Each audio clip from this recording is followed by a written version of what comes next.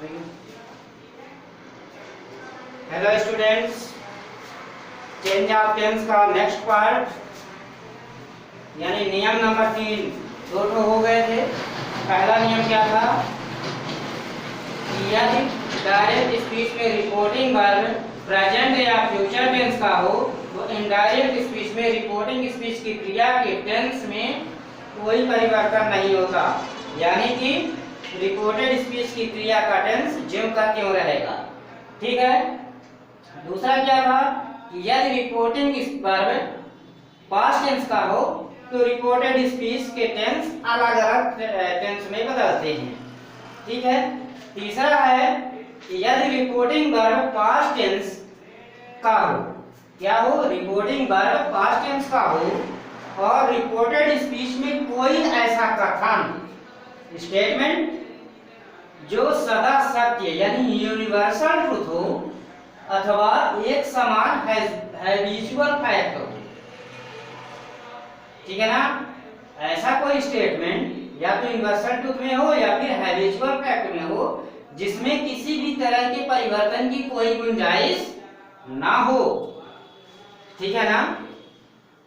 तो indirect speech में reporting verb के पास्ट टेंस होने पर भी रिपोर्टेड स्पीच की क्रिया में कोई परिवर्तन नहीं होता, यानी रिपोर्टेड स्पीच की क्रिया ज्यों की त्यों रहेगी। फॉर एग्जाम्पल के लिए हम देखते हैं कि the teacher said to the boys, शिक्षक ने बच्चों से कहा, गॉड इज ऑलमाइटी, ईश्वर सदा सत्य है ना, हर जगह है। ये यूनिवर्सल ट्रूथ है, इसमें कोई गुंजाइश हो ही नहीं सकती, मतलब इसको कोई गलत कह ही नहीं सकता।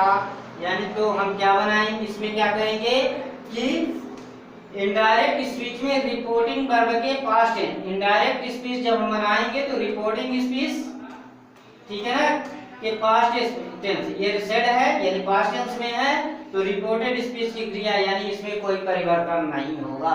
ठीक है ना। ये रिपोर्टिंग स्पीच है और ये क्या है, रिपोर्टेड स्पीच। ये रिपोर्टिंग वर्ब और वो रिपोर्टेड वर्ब है, तो क्या बनेगा, देखना कोई परिवर्तन नहीं होगा। The teacher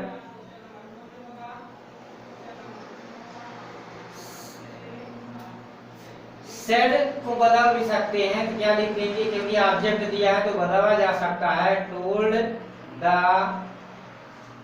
boys, the teacher told the boys, इसके बाद conjunction that God is almighty. ठीक है। यहां देखो कोई परिवर्तन नहीं हुआ है। नेक्स्ट हम लेते हैं माय फ्रेंड सेड, मेरे मित्र ने कहा कि Barwal hill is 5 miles away from Mukundpur railway station, यानी बारवाल हिल जो है, बारवाल पहाड़ी, बारवाल वो मुकुंदपुर रेलवे स्टेशन से 5 किलोमीटर की दूरी पर है। ठीक है ना। तो ये क्या है, हैबिचुअल फैक्ट है। ठीक है ना, यूनिवर्सल ट्रूथ है, सत्य है, इसको कोई गलत नहीं कह सकता। यदि एक कहेगा दूसरा तीसरा सभी वही कहेंगे जो सत्य है, तो इसमें भी कोई परिवर्तन नहीं होगा।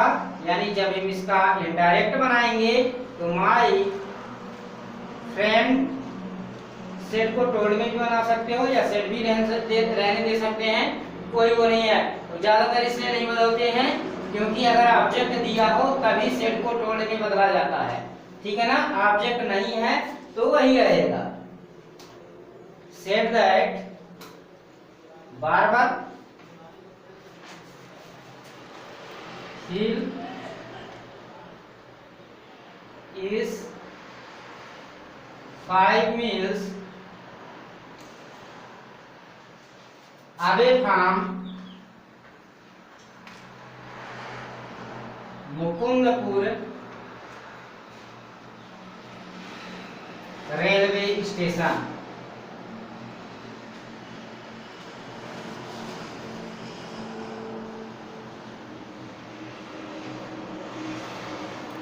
ठीक है।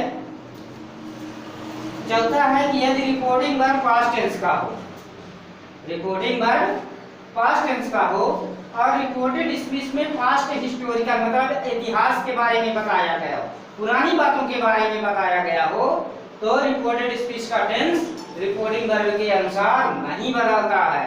यानी पास्ट हिस्टोरिकल फैक्ट का यदि वर्णन किया गया है, रिपोर्टिंग वर्ब पास्ट टेंस का है और रिपोर्टेड स्पीच में पास्ट हिस्टोरिकल फैक्ट का वर्णन किया गया है, तो भी रिपोर्टेड स्पीच का टेंस रिपोर्टिंग वर्ब के अनुसार नहीं बदलता। जैसे कि द हिस्ट्री टीचर सेड, इतिहास के शिक्षक ने बताया कि Ashoka renounce war after the conquest of Kalinga, माने कलिंग युद्ध जीतने के पश्चात, ठीक है ना, कलिंग युद्ध जीतने के पश्चात अशोक ने युद्ध को त्याग दिया था, छोड़ दिया था। ये क्या है? पास्ट हिस्टोरिकल फैक्ट है, इतिहास की बातें हैं, इसमें भी कोई परिवर्तन नहीं होगा। क्या बनेगा? The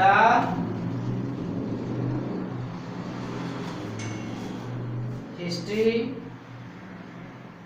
teacher said that the history teacher said that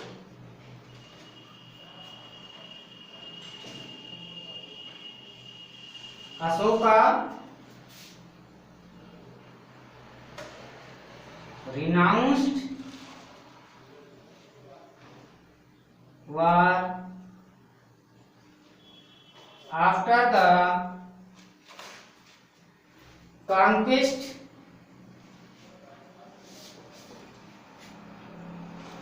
of Kalinga. ठीक है, इस तरह से चेंज ऑफ टेंस खत्म हो गया।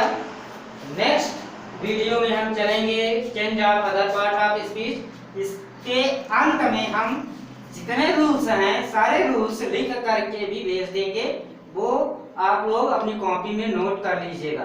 ठीक है ना।